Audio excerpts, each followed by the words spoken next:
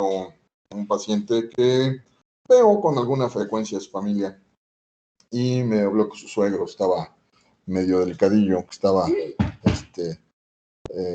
¿cómo me dijo? Cesando, así es como le conoce la gente a veces a la dificultad respiratoria, ¿no? Entonces, bueno, pues ya fui a verlo y hay varias cosas que te hacen identificar inmediatamente a un paciente que está en malas condiciones. Primero que nada, la dificultad respiratoria, ¿no? Está taquipneico.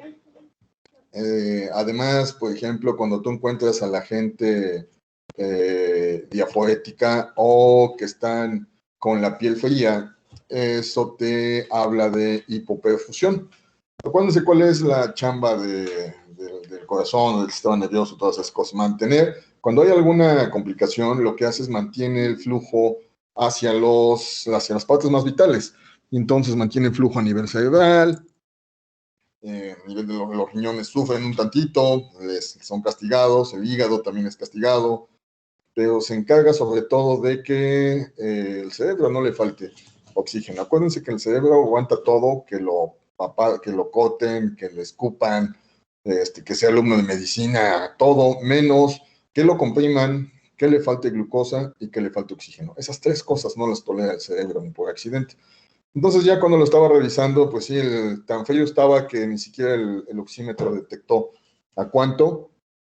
Ya lo revisé, estaba taquicárdico, estaba con toda la base del pulmón derecho llena de estertores crepitantes, el pulmón izquierdo ni siquiera se percibía, entonces pues estaba incluso, no sonaba mate, sonaba timpánico, a ver si no hizo un neumotórax también por ahí.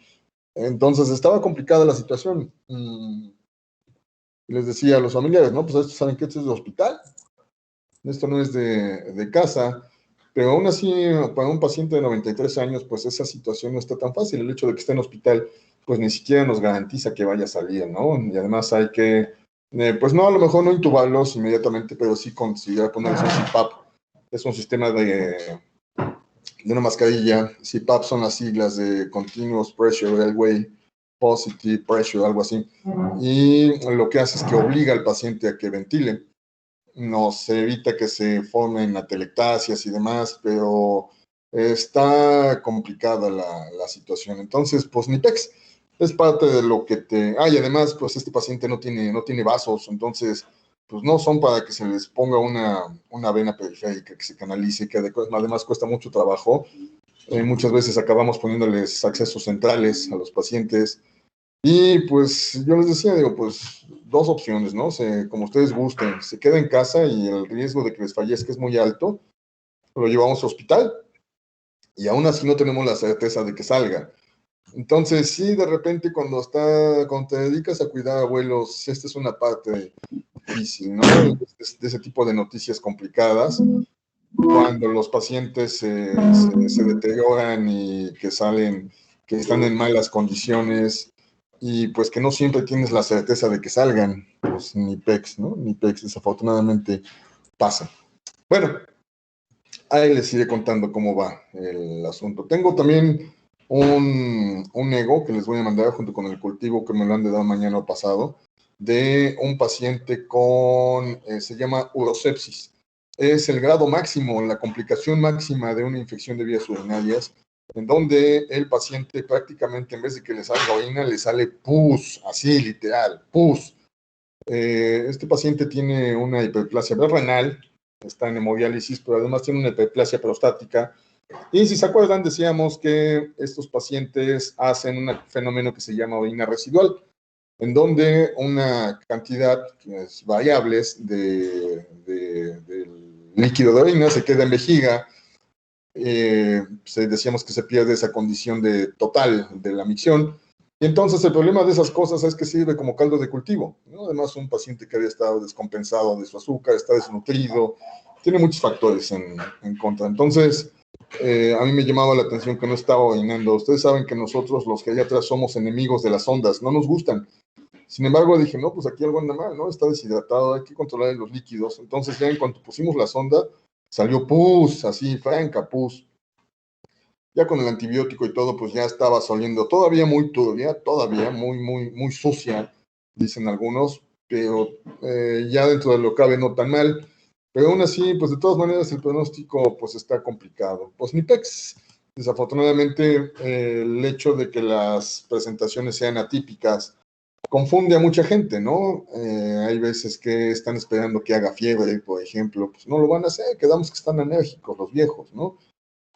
Hacen distermias, acuérdense, de repente, o más que les sube, les baja, por ejemplo, entonces te hacen unas hipotermias bien cañonas y demás, pues ni pex, la gente puede complicarse de muchos modos.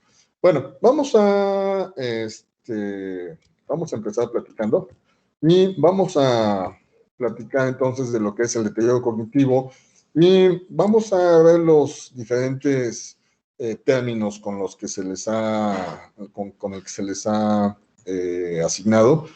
Antiguamente se le llamaba demencia. De hecho, su nombre correcto es síndrome demencial. Se le llama así porque las causas son múltiples y de hecho pueden estar solapada más de una causa. O el término actual con el que se les refiere a esto es deterioro cognitivo. Hago la aclaración, es nada más un eufemismo, ¿vale? A final de cuentas, pues viene siendo el problema todas las As que vamos a ver a continuación, ¿no? Amnesia, praxia, afasia, no sé, todas esas cosas. Pero bueno, muchos entonces en los textos nuevos lo van a encontrar con este nombre, deterioro cognitivo. Insisto, es nada más un eufemismo para que no suene tan feo, como para designar a lo que hasta hace algunos años conocíamos generalizadamente como demencia. Bueno, vamos a platicar un poquito de epidemiología. Vamos a dar hoy la introducción nada más. El día de mañana vamos a platicar de lo que es la enfermedad de Alzheimer, que es el prototipo del deterioro cognitivo, y luego vamos a ir viendo los diferentes tipos. Empezamos entonces. Vamos a ver. La incidencia aumenta con la edad. No significa que no exista deterioro cognitivo en la gente joven. Sí, por supuesto que sí. Sin embargo, es menos frecuente. Yo creo que por cada, de 10 personas, fácil, 9, mejor dicho, de 100 personas con deterioro cognitivas, 99 son adultos mayores y solamente una persona será menos de 60 años. Y estas personas regularmente tienen el tipo que se llama demencia vascular. Entonces, desde luego es más de 60 años. El pico está entre 60 y 90 años. Aquel paciente que llega a los 90 años, estadísticamente ya la saltó. Ya su posibilidad de que haga deterioro cognitivo es muy baja, muy baja. Es más frecuente con otras comorbilidades. ¿Como cuáles? Hipertensión arterial y diabetes mellitus. Esas son las más frecuentes, aunque hay otras también. Enfermedad de Parkinson, abuso de sustancias. Y recientemente nos estamos encontrando con, recientemente 20 años para acá, 30 años para acá, que es también asociada al VIH. Entonces, va de la mano con la presencia de otras comorbilidades. Más frecuente el hecho de que la gente no las tenga, no lo exime. No significa que no esté en riesgo. Toda la persona está en riesgo, pero pues aquellos diabéticos hipertensos de larga evolución descompensados, sobre todo los hipertensos, por ejemplo, son los que más riesgo tienen. No es infrecuente que haya un antecedente en la familia. Tener en cuenta, tampoco es la regla, ¿no? Puede ser de novo, puede ser un nuevo caso, pero cuando le rasca uno, cuando empieza uno a investigar con más detalle, nos encontramos con que sí, de repente el papá, el abuelo, el tatarabuelo.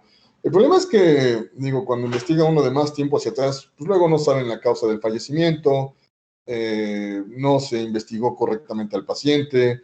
Entonces nos queda la duda, pero sí, hay veces que nos dicen, no, pues sí, de repente mi papá tenía comportamientos extraños, mi abuelito tenía comportamientos extraños. Pues sí, muy probablemente vaya por ahí. Luego, conforme aumenta nuestra esperanza de vida, esa es una de las razones por las cuales va en aumento la incidencia del deterioro cognitivo.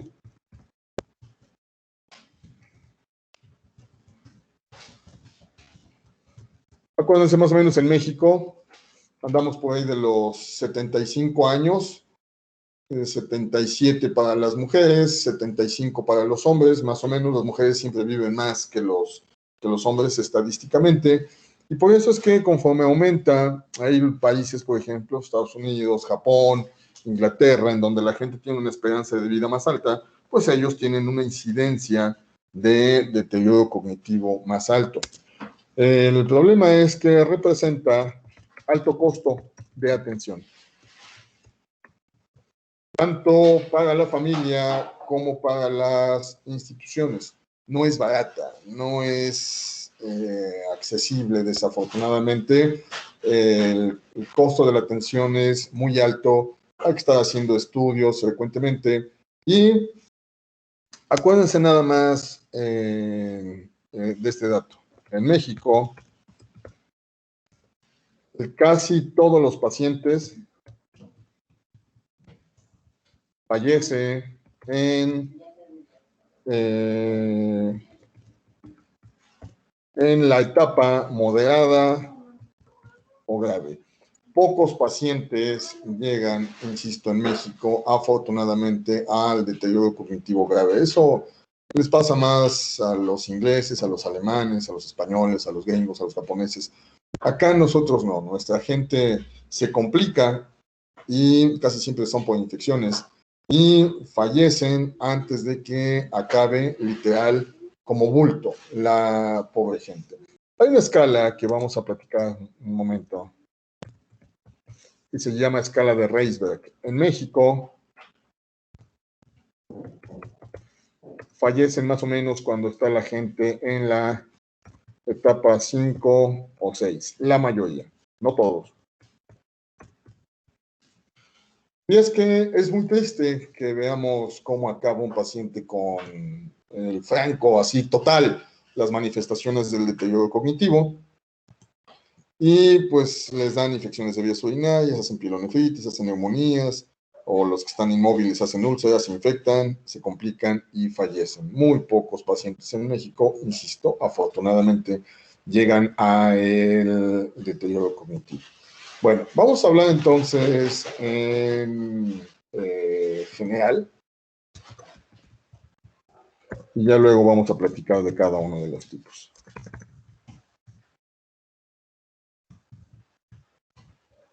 El deterioro cognitivo se caracteriza por varias cosas que van apareciendo de manera paulatina, y se me olvidaba, perdón. La evolución plena del deterioro cognitivo, hablando de enfermedad de Alzheimer, que decíamos es la enfermedad prototipo, es de 10 a 15 años, hasta que se manifieste por completo, o bien hasta que impacte ya de manera severa en las actividades del paciente. Entonces va despacito, despacito, despacito. Inicialmente la gente no se da cuenta, ya más adelante son los familiares. Mejor dicho, inicialmente el paciente se da cuenta y después no, ya no es él, son los familiares los que se dan cuenta que algo anda mal. Bueno, entonces, características del deterioro cognitivo en general. Amnesia. El paciente olvida las cosas. Van afectándose de manera progresiva la memoria de corto, mediano y, por último, largo plazo.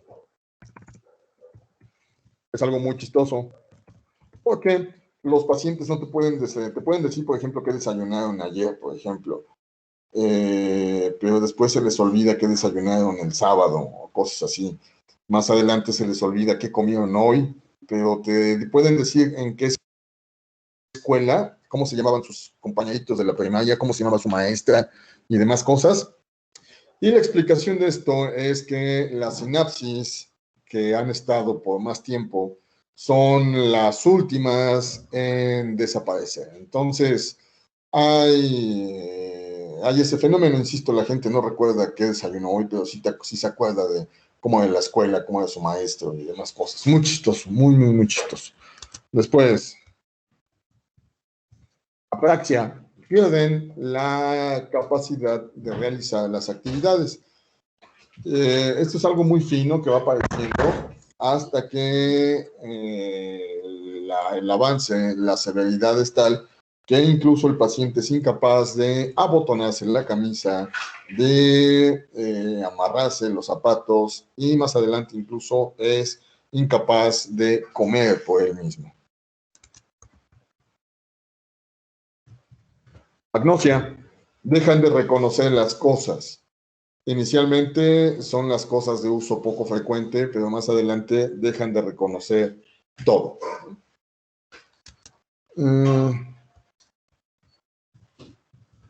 Acalculia, van dejando de reconocer, van perdiendo la capacidad de abstracción, van perdiendo la capacidad de realizar cálculos.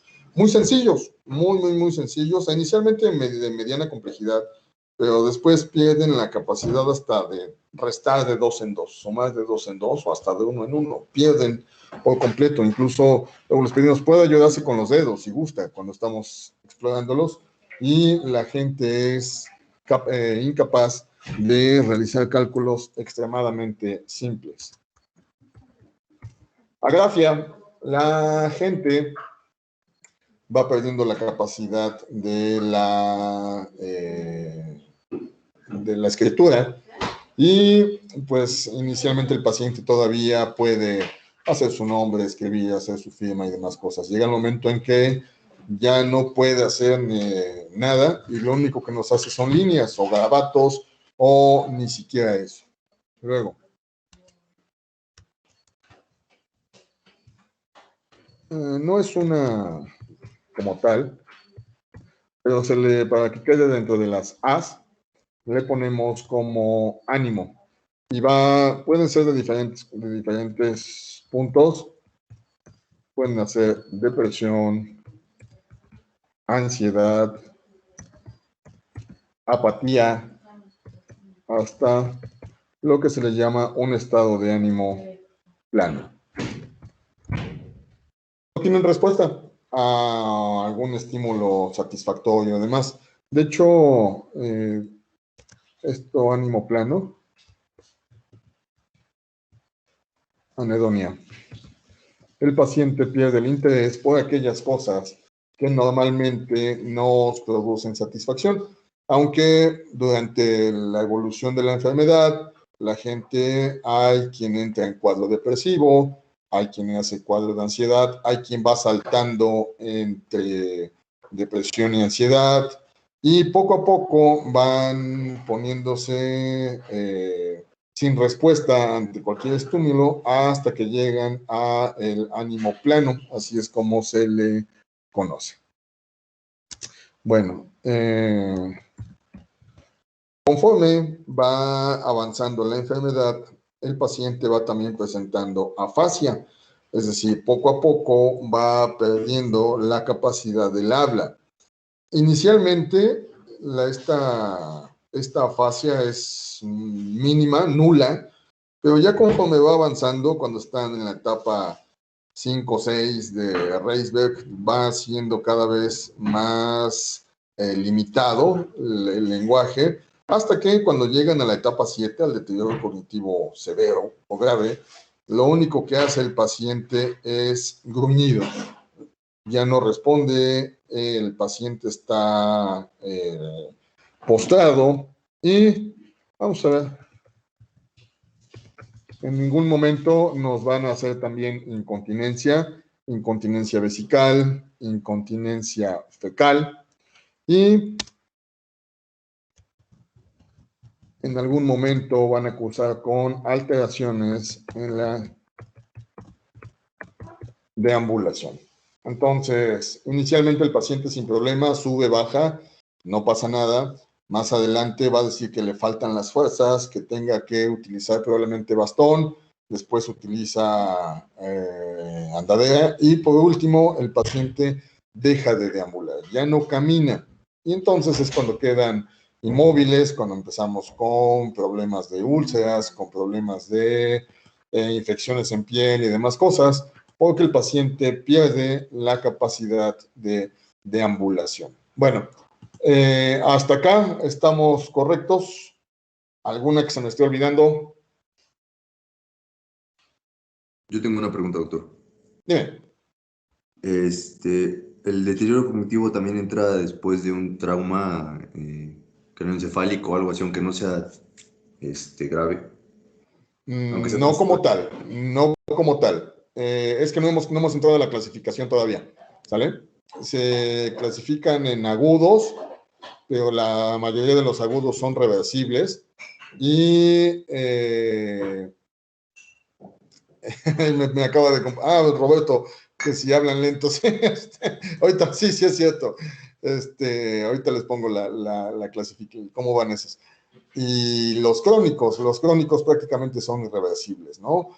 Hay algunas cosas que se confunden con deterioro cognitivo, como el delirium, por ejemplo. Hay una cosa que se llama pseudodemencia, que es una depresión tan cañona que parece que el paciente está, que tiene demencia, pero cuando uno lo revisa, hay un proceso depresivo bien cañón, y estas cosas se quitan con antidepresivos, no se quitan con anticolinesteasas, ¿no? Que es lo que normalmente le damos a este tipo de pacientes.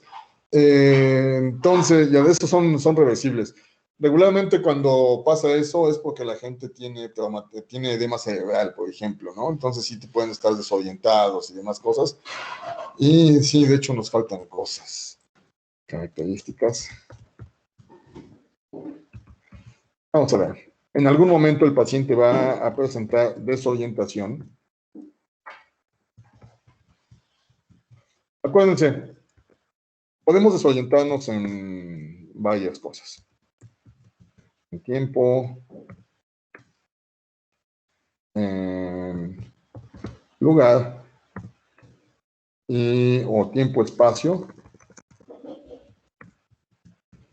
y persona, en especial para los adultos mayores con demencia.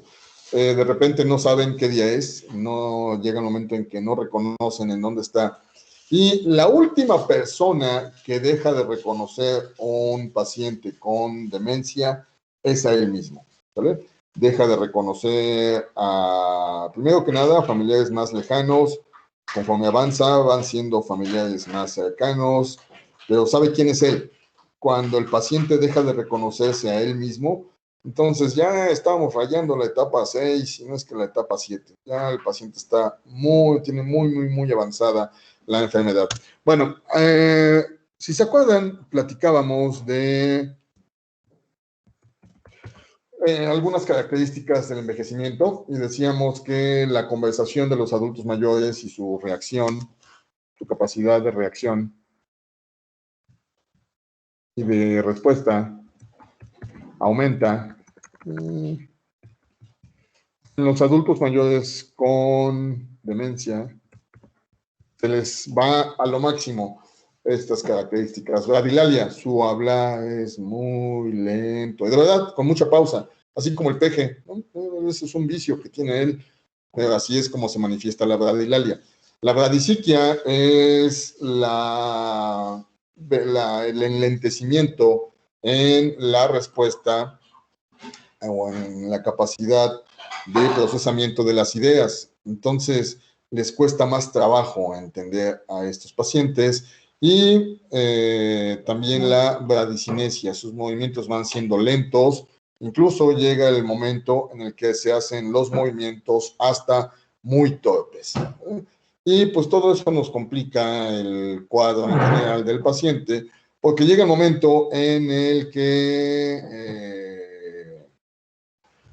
que se hace dependiente, se hace completamente dependiente. Daniela, vamos a ver, en etapas tempranas cuando dicen que sus hijos son niños, no. Cuando pasa eso, a mí me han tocado ver cosas bien cañonas, chavos, o sea, En el HU, cuando ahí que había chorro de pacientes, me tocó ver casos donde estaban los hijos y, ¿qué les late? Iban 3, 4 hijos, ¿no? Y pues parte de eso, de la investigación es saber cómo se llaman sus hijos. Y empezaban, y se les olvidaba justo el que estaba enfrente o dos de los que estaban enfrente, ¿no? Y pues empezaba el chilladero ahí y demás cosas. Pero eso ya es cuando están en etapas, ya rayando el avanzado, ¿eh? En la etapa 5 o 6. Se les olvidan los nietos, o luego reconoce nada más a un hijo que es el que con el que han estado más cerca o el más consentido, pero luego no es necesariamente el que los cuida. En fin, pasan cosas bien cañonas, bien complicadas. Cuando existe una persona con deterioro cognitivo, es un verdadero estado de choque. Cañón. Cuando a alguien le dicen que algún familiar tiene ya esto, es una noticia muy difícil de dar, ¿no? Pero pues desafortunadamente pasa y cada vez la vamos a ver más frecuente, ¿no? Pues cada vez tenemos más adultos mayores, ¿no? Pues aquí en México nos abundan los hipertensos, los diabéticos. Acá en México sí tenemos Alzheimer, sí, tenemos mucho Alzheimer, pero también tenemos mucho de demencia vascular y también tenemos mucha, probablemente sea hasta la más frecuente, demencia mixta, demencia de tipo mixto, en donde se junta un proceso degenerativo con un proceso vascular. Y va de la mano, ¿no? O sea, nuestra gente son un montón de diabéticos, descompensados, hipertensos, que tienen microaneurismas, ¿no? Y alguno de esos se revienta y de repente, dependiendo de la zona del infarto que haya habido, te puede dar de la sintomatología más variada. He tenido pacientes que dejan de hablar, por ejemplo, ¿no? Ya estaban con su deterioro cognitivo, de repente hacen un EBC isquémico y les afecta toda el área de Broca, dejan de hablar.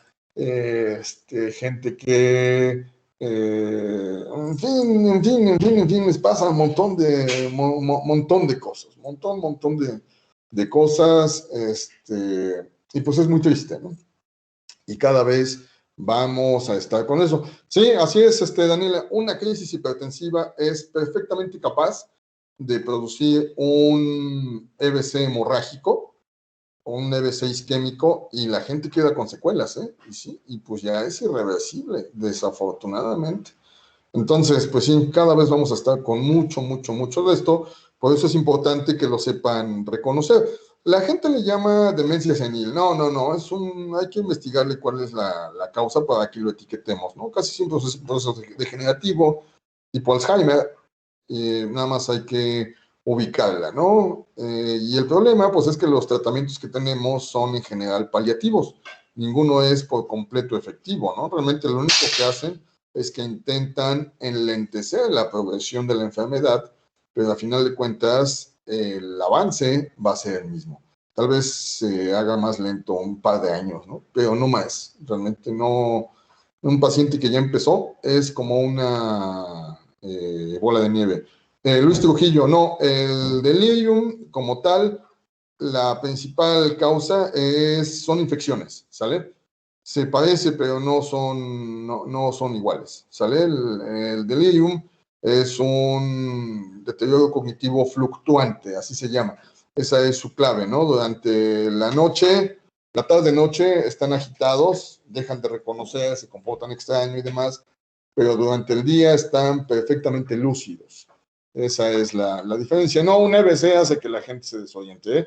Hay un tipo especial de EBC que se llama isquemia cerebral transitoria, en donde de repente hacen síncope, se te caen, y va de las manos, puede ser con una crisis hipertensiva o bien con un medicamento, un antihipertensivo mal puesto en combinación a dosis plenas, algo así.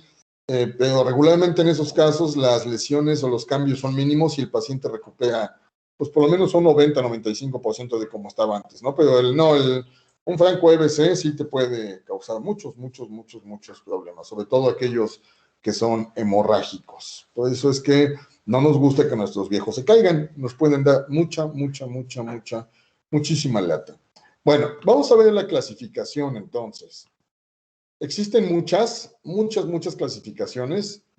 Vamos a ver. Y regularmente las enfermedades pueden tener uno u otro, pero pocas tienen las dos características o más características de esto. Vamos a ver. Agudo. Vamos a ir haciendo la lista. Y crónico. En el agudo, todas son reversibles. Todas son reversibles. De hecho, están las encefalopatías de diferente causa. Por ejemplo, hipotiroidismo, ¿vale? Encefalopatía hipertensiva, encefalopatía urémica, aquellos pacientes que andan con ureas de 200, 300, de repente se ponen loquitos y empiezan a desconocer y demás cosas, pues parte de la encefalopatía. Encefalopatía, aquí está. Encefalopatía metabólica. Pacientes que hacen de esas hiperglucemias bien cañonas, que andan con 400, 500 de glucosa, por ejemplo, te pueden hacer de este tipo. Encefalopatía hepática. Aquellos pacientes cirróticos, por ejemplo, que te hacen, de repente se desorientan, se desconectan y demás, pero pues ahí hay otra cosa que tú reconoces fácilmente. Y los crónicos, pues son de las que vamos a platicar acá, ¿no? Vamos a ver. Alzheimer. Vascular. La demencia mixta.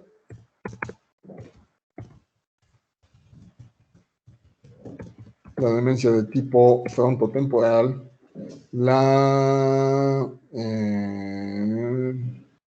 Cuerpos de Lewy.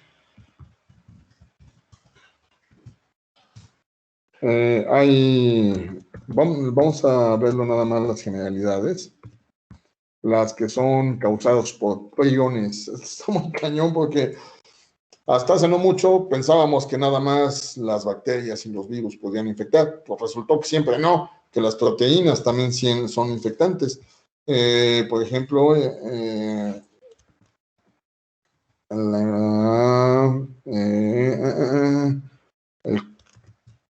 que no lo van a ver a menos que sean ustedes neurólogos y que estén en África. El kuru, por ejemplo, se daba entre tribus que eran caníbales y que se comían, se le reservaba a los mayores el derecho de comerse los cerebros de las personas, y pues resulta que estaban infectadas, pero ahí no es una bacteria, no es un virus, es una proteína. Sale la espongiosis, llamada también la enfermedad de las vacas locas, ¿no? Bueno, acá en medicina para esto es la enfermedad de Creutzfeldt-Jakob. Pero fue precisamente a razón de la enfermedad de las vacas locas en Inglaterra, en donde descubrimos que las proteínas también pudiesen ser infectantes. Y ya les decía, ¿no? Una que cada vez empezamos a ver con alguna relativamente frecuencia mayor, a VIH. Bueno, entonces, las agudas son potencialmente reversibles, ¿sale? Potencialmente reversibles. Ay, perdón. La pseudodemencia, que decíamos que está asociada con una depresión. La pseudodemencia puede andar entre las dos, entre la aguda y la crónica. Es un problema complicado de diferenciar. Hay veces características francas de demencia, pero todo está normal. Y este es el que vamos a ver en algún momento. Este sí nos va a tocar a ustedes encontrarse pacientes con delirium. Acuérdense, todas estas, tú corriges el problema de fondo y el paciente regresa a como estaba previamente. En estas no. El proceso ya degenerativo está intenso y difícilmente el paciente va a regresar a su estado previo. Lo podemos medio mantener estable. Podemos evitar un tantito, por un tiempo, la evolución de la enfermedad, pero a final de cuentas el paciente va a ir progresando en su enfermedad. Pues esa es la manera en la que se comportan las enfermedades, ¿no? Cómo se comporta el deterioro cognitivo. Muy bien, hasta acá entonces, ¿estamos correctos? ¿Alguna duda?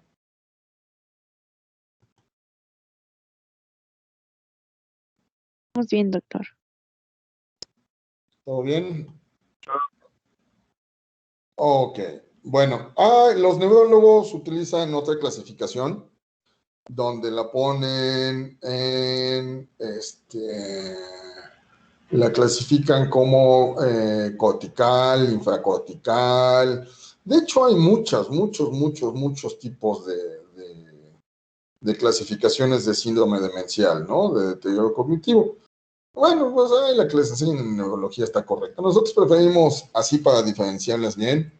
Van en agudas y en crónicas. Acuérdense, aquí básicamente el paciente cursa con agitación psicomotriz. Acá, en las agudas, siempre. Va a estar inquieto, va a estar... y la instauración es súbitas, o por lo menos en cuestión de días. En estos no, en estos va haciendo instauración en cuestión de años. Pero una vez que ya se estableció, ya no se va. Entonces, buzos nada más. Ok, vamos a dejarlo hasta acá, chavos, porque vamos a empezar. Necesito, por favor, que para el día de mañana se lean ustedes lo que es la enfermedad de Alzheimer, para que platiquemos, veamos bien las generalidades, veamos bien las reglas y demás, y pues vamos a ver algunas peculiaridades que se dan en este país. Por ejemplo, ¿no? Hay cosas muy chistosas. Llega el momento en que tienes que quitarle los espejos al paciente, porque si no el paciente se puede confundir y agrede al espejo, bueno, golpea el espejo y se puede lastimar, en fin, tienes que hacer un montón de cosas. Vamos a ver el tratamiento, cómo va, que también es farmacológico, no farmacológico y todos los asegúnes que tiene esa cosa. ¿Dudas entonces, chavos? ¿Algo que no se haya entendido bien? ¿Vamos bien? Todo bien hasta Doctor. ahora, doctor. ¿Qué pasó, mija? Dime.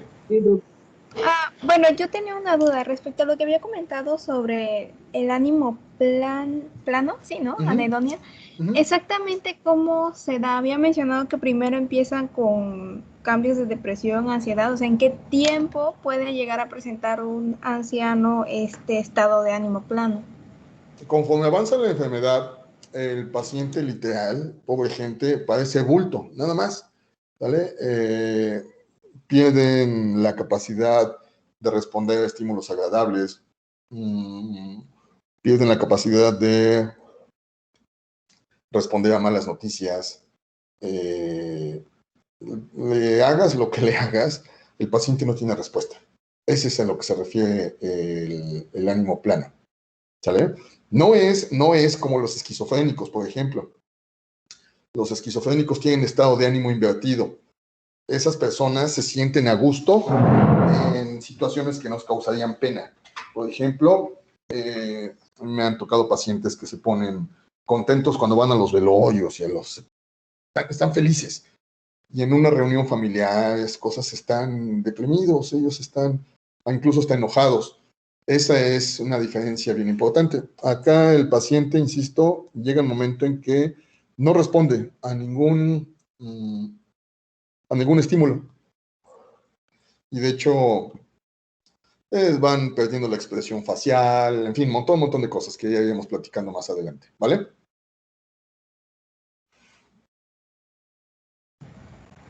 Sí, doctor, gracias.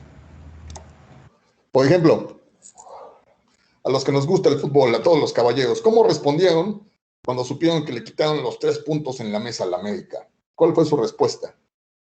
Independientemente del equipo al que le vayan. Carlos Oliva, ¿cómo respondiste tú? ¿Qué cuando supiste que eso pasó? felicidad. Te da gusto, ¿no? Sí, obvio. Sí, aunque le vayas al Cruz Azul, ¿no? Le vayas al que le vayas. Dices, le quitaron 3 puntos al América. Ah, ¿qué pasa? Qué bueno, perros apestosos, ¿no? Cosas así. Dice así. Edgar Valencia, Edgar Vázquez, ¿qué dices? ¿Cómo respondiste cuando le supiste que le volaron los 3 puntos al América? Me alegré. Y sí, Sí, a también fuerza, le voy ¿no? al Cruz Azul y aún así me dio gusto. Te da gusto, ¿no? Sí. Hay cosas que te dan gusto, ¿no? Cuando sabes, por ejemplo, que te dicen, no, pues que, por ejemplo, de tu familia, ¿no? De que tu hermana va a ser mamá. Ah, pues qué padre, ¿no? Qué bueno, y da gusto. A estos pacientes, ¿no? Después, ¿sabes qué? Es que va a ser bisabuela. No responden. Oye, pero es que fulanito que estaba de cáncer ya se alivió, ya salió, ya está en su casa. Tampoco responden, ¿no? Después, oye, que es que ya se murió fulano, tampoco responden. Sí, llega el momento en que se hacen indiferentes al medio.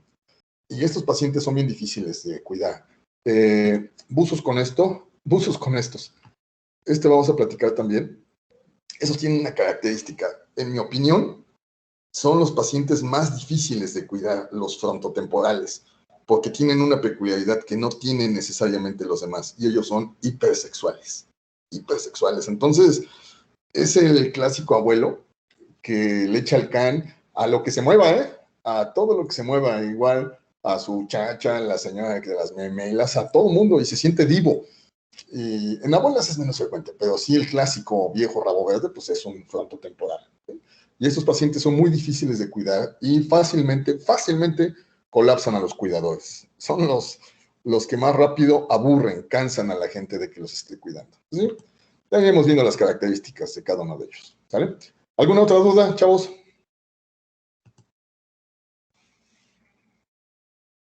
¿Algo más? Bueno, nos vemos entonces, chavos, el día de mañana. Ah, Fátima, por ejemplo. Te dicen, Fátima García, vamos a regalar, Fátima, boletos para que vayas, todo pagado para que vayas al Mundial. A ver, por ejemplo, llegó México a la final, para que vayas a ver la final México contra Inglaterra. ¿Cómo te pones?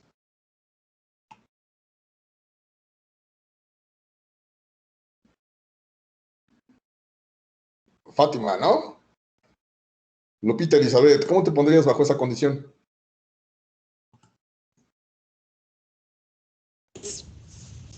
Feliz o emocionada, supongo.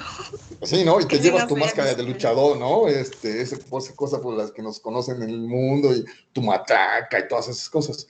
Los pacientes con demencia, digo, Sí. esto es una exageración, ¿sale? Pero los pacientes con demencia pierden esa respuesta ante ese tipo de estímulos, ¿sale? Les vale gorro.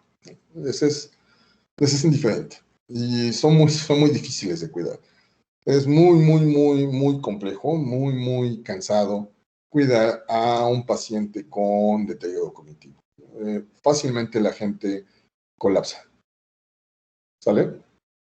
Bueno, vamos a ver luego, aquí estoy viendo Denilson, vamos a ver todos los diferentes test. Acá nosotros, cuidabuelos, nos basamos principalmente en Folstein, y hay otras escalitas con las cuales vamos haciendo la prueba para saber si nuestra gente está con demencia o no. La prueba del reloj y demás cosillas. Y les vamos aplicando puntajes. Ah, por cierto, se me olvidaba. Dentro de la epidemiología está asociada con baja escolaridad. ¿Vale? Gente que tenga escolaridad más baja es más estadísticamente más posible que le dé.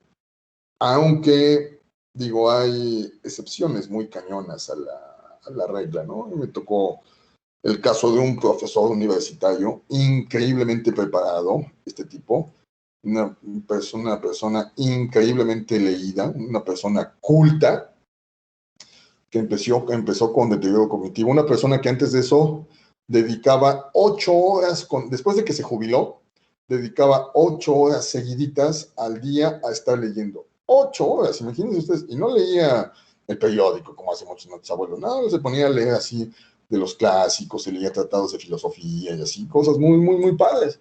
Y pues él sí llegó a la etapa 3, desafortunadamente. Entonces, pues acuérdense que a la vida le gusta hacernos muchas ironías, ¿no? O sea, realmente yo creo que de las cosas a las que debemos de tenerle miedo es a que olvidemos lo que sabemos. Eso es algo muy, muy, muy, muy, muy cañón, ¿no? Incluso hasta dejar de reconocernos, eso debe ser algo completamente terrible. Tengo una amiga que me decía, si yo para que no entre en demencia, cuando llegue a los 72 años me decía, ajá, sí, mensa, y si quedas demenciada, a los 72 años vas a decir, yo tenía algo que hacer cuando llegara a esta edad. Pues sí, ¿no? Abril es una nefróloga increíblemente preparada, y pues sí, conforme vas teniendo más preparación, de repente te da miedo que llegues a olvidar todo lo que sabes, ¿no? Muy cañón, ¿no? Así como que tanto trabajo que me costó para que se me olvide todo, pero insisto, la vida es muy, muy, muy irónica a veces. Bueno, si no hay dudas, si no hay comentarios, si nada, nos vemos entonces el día de mañana y vamos a platicar de lo que corresponde a